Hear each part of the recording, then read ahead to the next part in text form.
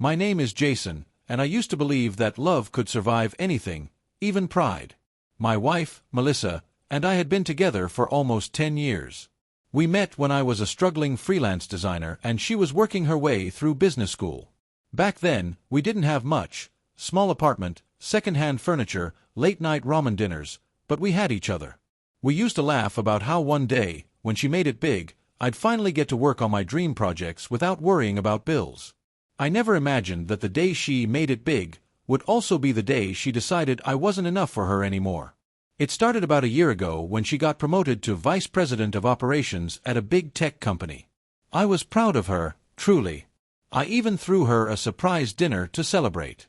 She was radiant that night, surrounded by co-workers and executives who treated her like she was royalty. But I noticed the way she introduced me, not as her husband, but as Jason, the freelancer. It stung, but I brushed it off. I told myself she was just caught up in the moment. Over the next few months, things changed. She started dressing differently, sharper, colder somehow. Her phone was always buzzing with work messages, and she started spending more nights out for networking events. When I'd ask how things were, she'd give me short answers, as if my interest annoyed her. One night, I made her dinner, her favorite, lemon chicken pasta, and waited until she came home. She walked in, looked at the table, and sighed. "Jason, I already ate," she said. "You don't have to do this." "Do what?" I asked. "Try so hard." Her tone was flat, but her words cut deep. Things got worse after that. She started comparing me to her co-workers' husbands, bankers, lawyers, startup founders. "You're so talented," she'd say, "but don't you ever want to do more with your life?" I'd remind her that my work paid the bills too, that I was happy creating instead of chasing status. But she didn't seem to respect that anymore. One night, we were out with her team at a fancy rooftop bar. Everyone was drinking champagne and talking about money like it was oxygen. Someone joked that I was Mr. Melissa, and instead of defending me, she laughed. I tried to smile it off, but my chest tightened. Later, on the way home, I said quietly, "You could have said something." She rolled her eyes. "Oh, Jason, stop being so sensitive. It was a joke." A week later, we had the fight that changed everything. She came home late, smelling like wine and expensive perfume that wasn't hers. I asked where she'd been. "With the team," she said dismissively. "You wouldn't understand, Jason. This is how successful people network." I replied, "I might not make what you do, but don't talk to me like I'm beneath you." She turned sharply, her face hard. "You are beneath me," she snapped. "You're a poor man with small dreams. I'm tired of pretending we're equals." For a moment, I just stared at her. The woman I'd loved for a decade, the one who once said she didn't care about money or titles, was looking at me like I was something she'd stepped on. I didn't yell. I didn't argue. I just nodded slowly and said, "Thank you for finally being honest." She frowned, confused. "What's that supposed to mean?" I took a deep breath. "It means you've made your choice. And now I'll make mine." I walked into our bedroom, packed a single suitcase, grabbed my laptop, and left. She didn't follow me. For the next 6 months, I crashed at a friend's place and buried myself in work. I started my own design studio, something I'd dreamed of for years but never had the guts to do.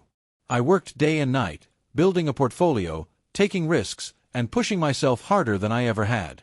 The irony. Success came faster than I expected.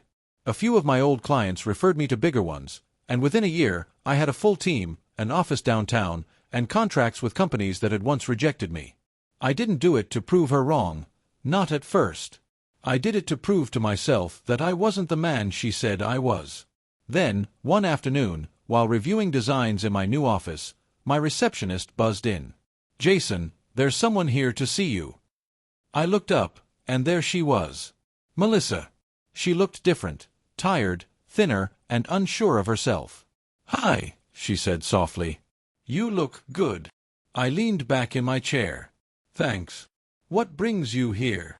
She hesitated. "I heard about your company. Congratulations. You've really made something of yourself." I nodded slowly. I just kept doing what I've always done, believing in my own worth. Her eyes glistened. "Jason, I made a mistake.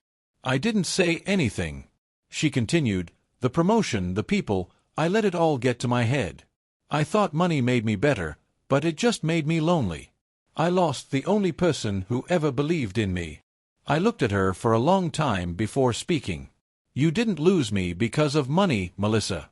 You lost me because you stopped seeing me as your partner. You saw me as competition." She started to cry quietly, and for a moment I almost felt sorry for her. But then I remembered the night she called me a poor man. I stood up, walked around the desk, and handed her a check. "This is for the old apartment," I said calmly. "I sold it after you left. Your name was still on the lease." She stared at the check, then at me. "That's all you have to say?" I smiled faintly. "No. I wish you luck, truly. But I stopped being poor the moment I stopped needing your approval." She left in tears. I haven't seen her since. That night, I walked through my office, looking out over the city lights. For the first time in a long while, I felt at peace. I realized that success isn't about money or status. It's about knowing your value, even when someone else tries to diminish it. Melissa once called me a poor man. But what she never understood was that wealth isn't in your bank account, it's in your character. And on the day I walked away from her, I became richer than I'd ever been.